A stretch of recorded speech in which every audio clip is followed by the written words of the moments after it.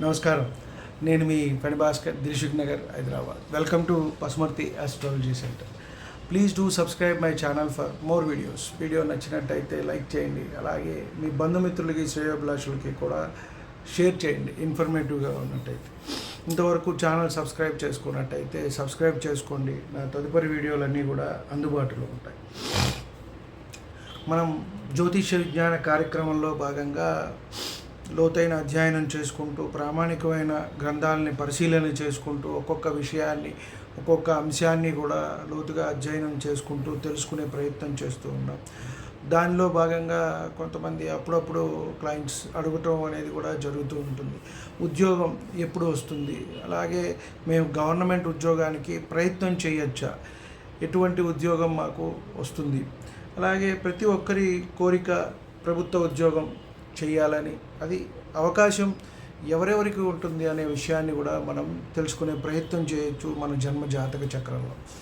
ముఖ్యంగా తీసుకున్నట్టయితే లగ్నాధిపతి, పంచమాధిపతి, షష్టాధిపతి, అలాగే దశమాధిపతి వీరు ఎక్కడ ఉన్నారు, ఏ రకంగా ఉన్నారు, ఏ లగ్నం ఉన్నారు. ముఖ్యంగా మనకి ఏదైనా సాధించడానికి లగ్నాధిపతి అయితే ఎంతో ముఖ్యం. లగ్నం అంటే మనం మొత్తం. కాబట్టి ముందు లగ్నాధిపతి ఎలా ఉన్నారు ఏంటి అనేది చూసుకోవాలి. అలాగే పంచమాధిపతి, మనం చదువుకున్న విద్య మనకి ఉపయోగపడుతుందా లేదా.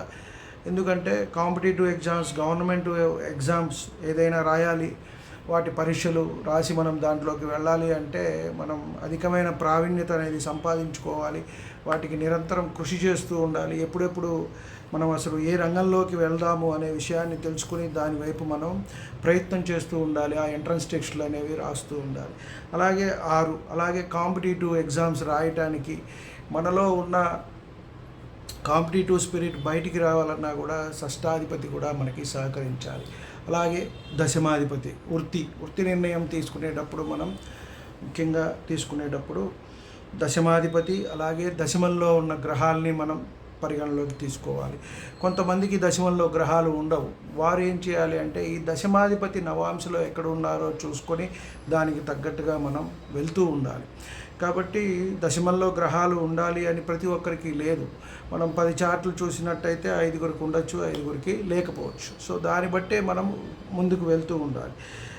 సరే, ప్రతి ఒక్కరికి కళ అనేది ప్రభుత్వ ఉద్యోగం అనేది మనం చేయాలి అని చెప్పనే ప్రభుత్వ ఉద్యోగం మనం సాధించాలి అని అనుకుంటూ ఉంటారు. దానివల్ల కొన్ని మనకి బెనిఫిట్స్ అనేవి ఎక్కువ ఉంటూ ఉంటాయి. అంటే అధిక శ్రమ చేయక్కర్లేదు, చక్కగా ఫ్యాన్ కింద కూర్చునే ఉద్యోగం ఉంటుంది. కొంతమంది తిరిగే ఉద్యోగాలు కూడా ఉంటాయి గవర్నమెంట్లో, ప్రభుత్వంలో. కాబట్టి ఏదైనా సరే ఒక మనకి మర్యాద, గౌరవము, అలాగే నెల వచ్చేటప్పటికి మనకి చూసుకోకుండా జీతము, అది అన్నీ కూడా అందుబాటులో ఉంటూ ఉంటాయి. కాబట్టి ప్రతి ఒక్కరూ కూడా ఆ హోదాని, గౌరవాన్ని పొందాలి అని, నేను కూడా గవర్నమెంట్ ఉద్యోగం చేస్తున్నాను అని చెప్పుకోవాలని అనుకుంటూ ఉంటారు. ఇదివరకు అయితే అది బాగా ఉండేది. ఈ మధ్యకాలం కొంతమందికే ఉన్నది. ఇప్పుడు సాఫ్ట్వేర్ అనో మరొకటనో ఇతరత్ర రంగాలు, ఇంజనీరింగ్ రంగాలు అభివృద్ధిలోకి బాగా రావటం వల్ల కొంత దాని మీద తగ్గింది. అయినా సరే ఇప్పటికీ ప్రయత్నాలు చేసేవాళ్ళు ఉంటూనే ఉంటారు. ఉండే జాబులేమో మనకి ఒక 1000 ఉంటాయి, కానీ దాని మీద ప్రయత్నం చేసేవాళ్ళు దాదాపుగా ఒక 30-40 వేల మంది ఉంటారు.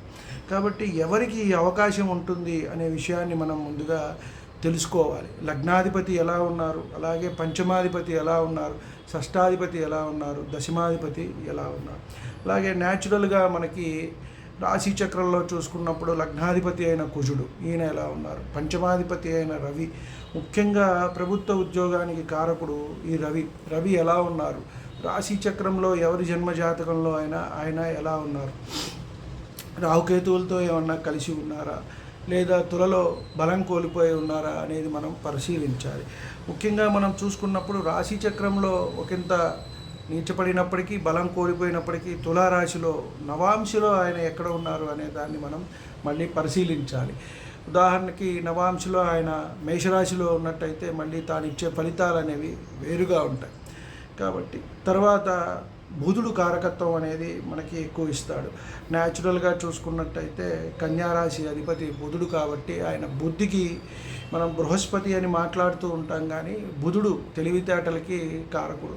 కాబట్టి ఈ కాంపిటేటివ్ ఎగ్జామ్స్ రాయాలంటే ఎలా రాయాలి, మనం ఎలా ప్రిపేర్ అవ్వాలి, వీటన్నిటికీ కూడా బుధుడు కారకత్వం వహిస్తూ ఉంటాడు. కాబట్టి కొంతమందిని మనం చూస్తూ ఉంటాం, బుధాదిత్య యోగం అనేది కలుగుతూ ఉంటుంది కొంతమందికి. అన్ని చార్టుల్లో మనం ఉన్నప్పటికీ కూడా దాన్ని బుధాదిత్య యోగం అని అనలేము. కొంతమంది దాన్ని పరిగణలోకి తీసుకుంటూ ఉంటారు. అలాగే ముఖ్యంగా మేషంలో, మిథునంలో, కన్యలో, అలాగే సింహంలో ఉన్నప్పుడు వారికి ఎక్కువ అవకాశం అనేది ఉంటూ ఉంటుంది. ఈ ప్రభుత్వ రంగం వైపు వెళ్ళే ఉద్యోగాలు సాధించడానికి వీరికి కారకత్వం అనేది ఎక్కువగా ఉంటూ ఉంటుంది. మనం అనేది పర్టికులర్గా చెప్పుకున్నట్టయితే ఓన్లీ ఈ 4 గ్రహాలైనా అని చెప్పని మనం అనుకోవచ్చు. అన్ని గ్రహాలు కూడా కారకత్వం వహిస్తాయండి.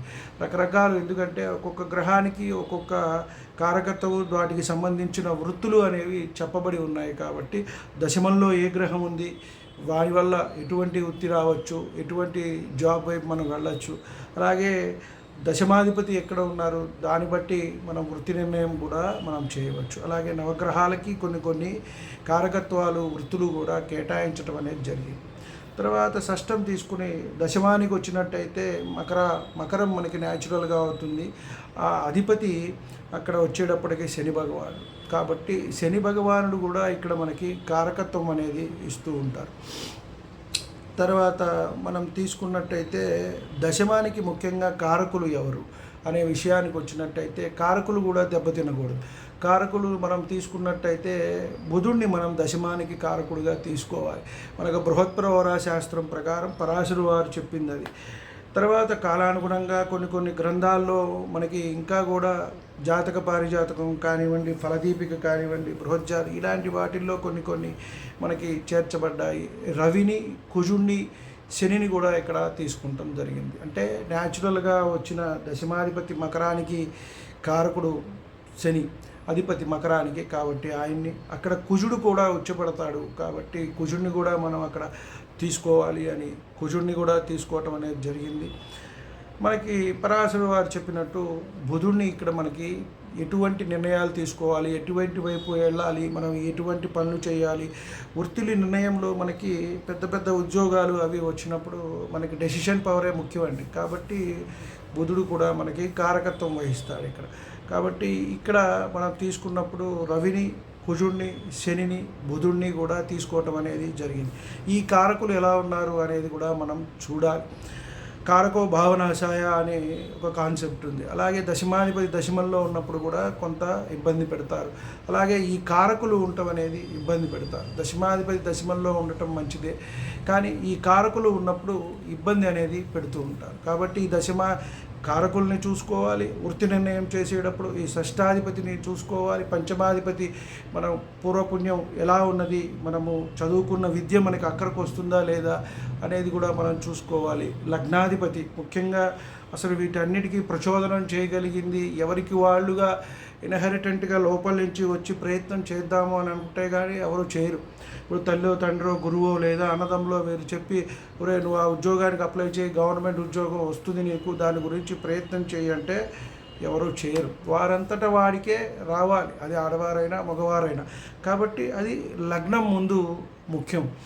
ఆ తర్వాత వీరు ఉన్న నక్షత్రాధిపతులు ఎవరైనా సరే ఇంటర్చేంజ్ అయినా కూడా అవకాశం అనేది గట్టిగా ఉంటుంది.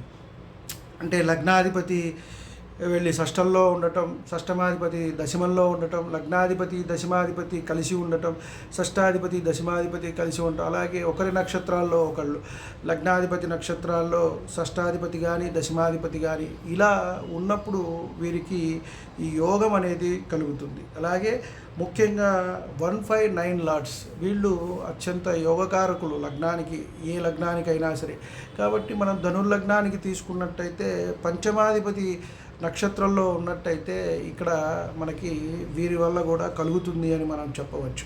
అంటే లగ్నాధిపతి కానివ్వండి, షష్టాధిపతి, దశమాధిపతి కానివ్వండి, ఇలా ఈ 159 లార్డ్స్లో వాళ్ళ నక్షత్రాల్లో ఉన్నప్పుడు వారికి కూడా అవకాశం వస్తుంది. కాబట్టి ప్రభుత్వ రంగంలో ఉద్యోగం చేయాలి అనుకున్నప్పుడు మనకి అన్నీ కూడా ఉంటూ ఉంటాయి. కొంతమంది బ్యాంకులకి వాటికి ఎంట్రన్స్లు రాస్తూ ఉంటారు, వాటికి అక్కడ గురువు కారకత్వం కావాలి. అలాగే కొంతమంది కంఫర్టబుల్ జాబ్స్, ఎక్కువగా కూడా టెన్షన్ పడకుండా కూడా చక్కగా వాళ్ళు వేసుకున్న డ్రెస్సు కూడా పాడవకుండా ఉంటుంది.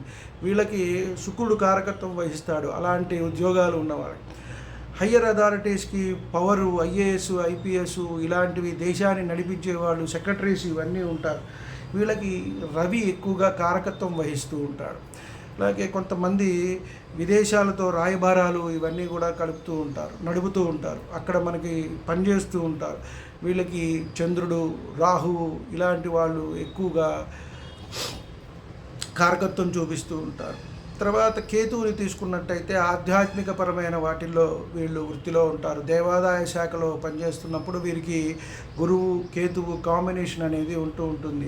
టీటీడీ లాంటి ఆస్థానాల్లో కానివ్వండి, శ్రీశైలము, అలాగే ఏదైనా సరే గుడి వారి కారకత్వాలని బట్టి పెద్ద పెద్ద పోస్టులు రావటం, చిన్న పోస్టులు రావటం ఇలా ఉండటం అనేది జరుగుతుంది.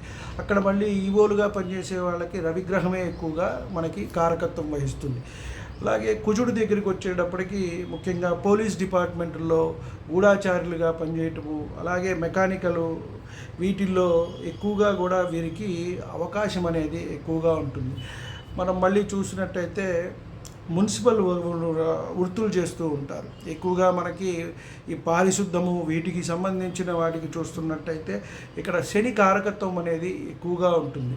మనం ఇప్పుడు తీసుకున్నట్టయితే రవిని చూసాం, చంద్రుని చూసాం, కుజుడిని చూసాం, బుధుడిని చూసాం. బుధుడు ముఖ్యంగా ఏంటంటే జాబ్లో వీటిల్లో క్లర్క్స్గా పనిచేయటము, ఎక్కువగా డ్రాఫ్టింగ్ వర్క్స్ అవి ఎక్కువగా బాగా చేస్తూ ఉంటారు. అరే ఈయన పెట్టుకోవాలి రైటర్గా, మనం ఈ పిఏగా పెట్టుకోవాలి, లేదా ఈ అసిస్టెంట్గా పెట్టుకోవాలి అని చెప్పని కొంతమంది ఎక్కడికి వెళ్ళా కూడా వాళ్ళనే తీసుకెళ్తూ ఉంటారు. కాబట్టి అక్కడ బుధుడు కారకత్వం అనేది ఎక్కువ చూపిస్తూ ఉంటాడు. గురువు ఈ బ్యాంకింగ్ రంగాల్లో కానివ్వండి, వీటిల్లో కానివ్వండి ఎక్కువగా కాంపిటేటివ్ ఎగ్జామ్స్ రాసి వాటిల్లోకి వెళ్తూ ఉంటారు. శుక్రుడు అన్ని మిగతా గవర్నమెంట్ రంగ సంస్థలు, ఎల్ఐసి కానివ్వండి, ఇట్లా పెట్రోలియం కానివ్వండి, వీటికి మళ్ళీ చంద్రుడు కూడా కొంత కారకత్వం అనేది వస్తూ ఉంటుంది. అంటే ఒక గ్రహం అనేది మనకి కారకత్వం వహించదు అని మనం ఇక్కడ చెప్పుకోవచ్చు. నవగ్రహాల వల్ల కూడా మనకి అన్నీ కూడా కారకత్వం అనేది వహిస్తూ ఉంటాయి. తర్వాత రాహు, గురువు చెప్పుకున్నాం, శుక్రుడు, శని చెప్పుకున్నాం. ఎక్కువగా పారిశుద్ధ్యం కానివ్వండి, మున్సిపల్ ఎక్కువగా కూడా వాటికి సంబంధించిన వృత్తుల్లో వీళ్ళు ఉంటారు. మిగతా గవర్నమెంట్ వృత్తుల్లో ఉన్నా కూడా కింద స్థాయిలో ఎక్కువగా ఉంటారు శని కారకత్వం వహించటం వల్ల. రాహు ఇంపోర్ట్స్, ఎక్స్పోర్ట్స్, నేవీ రంగాల్లో వీళ్ళు ఎక్కువగా సముద్రయానం, అలాగే విదేశాలకు వెళ్ళి ఏమైనా మనకి రాయబారులు ఉంటూ ఉంటారు, వాటికి సంబంధించి రాహు, కేతువు ఇట్లా వివిధ కారకత్వాలు. అలాగే అంటే లగ్నాధిపతి, షష్టాధిపతి, దశమాధిపతి, అలాగే వీరి నక్షత్రాల్లో ఎవరైనా ఇంటర్చేంజ్ అవటము, ఇలాంటి వారికి ఎక్కువగా ఈ గవర్నమెంట్ ఉద్యోగం అనేది వచ్చే అవకాశం ఉంటుంది. ప్రభుత్వ రంగ సంస్థల్లో పని చేయాలి అని అంటే కొంతమంది అంటూ ఉంటారు, వీడు గవర్నమెంట్కి దత్తపుత్రుడు రా, పెట్టి పుట్టాడు రా అని. అది కరెక్టే, మన పూర్వజన్మ సుకృతం వల్లే ఇది లభిస్తూ ఉంటుంది. ఎవరికైనా సహాయం చేయటమో, మంచి పనులు చేసుకోవటమో వారికి, అంటే మేము ఏమన్నా పాపాలు చేసామా అండి రాకపోవటం అని అంటే అలా కాదు. ఎందువల్ల అంటే మనం ఈ జన్మలో అనుభవించేదంతా కూడా పూర్వజన్మ సుకృతమే, అది మంచి అయినా చెడైనా. కాబట్టి దాన్ని మనం ఎగ్జాంపుల్గా 1-2 సార్లు చెప్తూ ఉంటాం. తర్వాత మళ్ళీ ఆ గ్రహస్థితిని బట్టి, మేషం నుంచి మీనం వరకు ఉన్న గ్రహస్థితిని బట్టి వారి ఉద్యోగాలు, వారి స్థాయి అనేది మారుతూ ఉంటుంది. ప్రమోషన్స్ వచ్చి పైకి వెళ్తారా, అక్కడే చేసుకుంటూ అలాగే రిటైర్డ్ అయిపోతారా. కొంతమంది మనం చూస్తూ ఉంటాం, ఒక ర్యాంకులో రిటైర్డ్ అయిన వాళ్ళు, అదే జాయిన్ అయిన వాళ్ళు అదే ర్యాంకులో రిటైర్డ్ అయిపోతూ ఉంటారు, లేదా ఇంకొక ర్యాంకు పెరుగుతుంది 2. కొంతమంది చూస్తూ ఉంటే 4-5 ర్యాంకులు, 6 ర్యాంకులు కూడా వెళ్తూ ఉంటారు. అక్కడ వారికి కుజుడు, రవి వీరి కారకత్వాలు, వారి కాంబినేషన్స్ కలవటం వల్ల వారు అత్యున్నత స్థానానికి వెళ్తూ ఉంటారు. కొంతమందికి రవి, బుధుడు కాంబినేషను, ఆ దశమాధిపతి, సప్తమాధిపతి, లగ్నాధిపతి వీరి కాంబినేషను, పంచమాధిపతి నక్షత్రాల్లో ఉండటం, వీరి వల్ల వాళ్ళు కాంపిటేటివ్ ఎగ్జామ్స్ రాయటం, లేదా ఇంటర్వ్యూస్ని బాగా ఫేస్ చేయటము, వీరి ద్వారా వాళ్ళు అనుకున్న దానికే వాళ్ళు 10-15 ఏళ్లలోనే వాళ్ళు 4-5 స్థానాలని అందుకోగలుగుతారు. కాబట్టి ఇదంతా కూడా మనకి జన్మ జాతక చక్రంలో తెలుస్తూ ఉంటుంది. దాన్ని బట్టి మనం అసలు ప్రయత్నం చేయవచ్చా చేయకూడదా, మళ్ళీ ఎప్పుడు ప్రయత్నం చేయాలి, ఆ మహర్దశలు కూడా మనం చూసుకోవాలి. లగ్నాధిపతి దశ, పంచమాధిపతి దశ, షష్టమాధిపతి దశ, దశమాధిపతి దశ, లేదు ఆయా అంతర్దశల్లో మనం చూసుకుంటూ ఉంటే మనకి తెలుస్తూ ఉంటుంది. అంటే ముఖ్యంగా ఇవి ఎవరి లగ్నానికి వారికి. మళ్ళీ చూసినట్టయితే రవి మహర్దశలో కొంత ప్రయత్నం చేయటం, అలాగే బుధ మహర్దశలో ప్రయత్నం చేయటం, అలాగే కుజమహర్దశలో ప్రయత్నం చేయటం, వారి వారి అంతర్దశల్లో కూడా ప్రయత్నం చేయటం అనేది చేయవచ్చు. కొంతమందికి వీళ్ళు శత్రువులు కూడా అవుతారు లగ్నానికి. అప్పుడు మరి ఎలాగండి అని అంటే, ఈ లగ్నాధిపతి, పంచమాధిపతి, భాగ్యాధిపతి వీరికి ఎవరైతే అవుతారో వారి నక్షత్రాల్లో ఉన్నప్పుడు వాళ్ళు ఇచ్చే ప్రయత్నం చేస్తారు. కాబట్టి ఎవరి జన్మజాతకం వారిదే, ఎవరికి వచ్చిన ఉద్యోగం వారిదే. కాబట్టి అది ప్రతి ఒక్కళ్ళకి మనం పరిశీలన చేసుకుని కొంత మనం ముందుకు వెళ్ళటం, దాని మీద మనం ప్రయత్నం చేయటం అనేది చేయవచ్చు. ఎందుకంటే చాలామంది అడుగుతూ ఉంటారు, నాకు వస్తుందా అండి, రాదా అండి అని చెప్పని. అంటే మనం వాళ్ళకి అబద్ధం చెప్పడం అని కాదు. మీరు రాదండి అని చెప్పనంటే వారు నైరాశ్యంలో కృషించిపోతారు. ఈ టైం వరకు మీరు ప్రయత్నం చేయండి, ఇంతవరకు ప్రయత్నం చేయండి, లేదా మీకు చేసిన కష్టం అండి, కొంచెం ఎక్కువ శ్రమ పెట్టాలండి అని మనమే మాత్రమే చెప్తూ ఉంటాం. కాబట్టి ఇది తెలుసుకుని దాని మీద వాళ్ళు కృషి చేసినట్టయితే 2 సంవత్సరాల, 5 సంవత్సరాల, 10 సంవత్సరాల అనేది వారికి అక్కరకు వస్తుంది. లేకపోతే వేరే వృత్తి చేయకుండా కుటుంబంలో వాళ్ళ మీద భారంగా ఉంటూ వారిని మనం ఇబ్బంది పెట్టి, ఇక్కడ హైదరాబాద్ వచ్చి చాలామంది ఉంటూ ఉంటారు, రూముల్లో ఉంటూ ఉంటారు. వాళ్ళు నెలకి ఇంతని చెప్పి అక్కడి నుంచి పంపిస్తూ ఉంటారు. వీరి ప్రయత్నాలు వీరు చేస్తుంటారు, చేయరని కాదు. కాకపోతే వారికి అది లేనప్పుడు వచ్చే అవకాశం అనేది తక్కువ ఉంటుంది. కాబట్టి మనం కృషితో నాస్తి దుర్భిక్షం అన్నారు, ప్రయత్నం చేయాలి తప్పకుండా. కానీ జ్యోతిష్యాన్ని అనుసంధానం చేసుకుంటూ ఒకంత మనం తెలుసుకుని ముందుకు వెళ్ళినట్టయితే ఫలితం అనేది సాధిస్తాము అని చెప్పని మాత్రమే మనం చెప్పే ప్రయత్నం చేస్తున్నాం ఈ వీడియోలో. కాబట్టి రకరకాలైన కారకత్వాలన్నీ కూడా మనకి సహాయపడుతూ ఉంటాయి. కాబట్టి వచ్చే వీడియోల్లో మనం దశమంలో ఉన్న గ్రహాలు, దశమాధిపతి ఏ రాసుల్లో ఉంటే ఎటువంటి ఉద్యోగాలు మనకి వచ్చే అవకాశం ఉంటుందనే విషయాన్ని మనం తెలుసుకునే ప్రయత్నం చేద్దాం. వీడియో నచ్చినట్టయితే లైక్ చేయండి. మీ బంధుమిత్రుల్లో ఎవరైనా సరే ప్రభుత్వ ఉద్యోగాల కోసం ప్రయత్నం చేస్తుంటే వారికి ఫార్వర్డ్ చేయండి, షేర్ చేయండి. వీడియో నచ్చినట్టయితే లైక్ చేయండి, సబ్స్క్రైబ్ కూడా చేసుకోండి. ధన్యవాదాలు.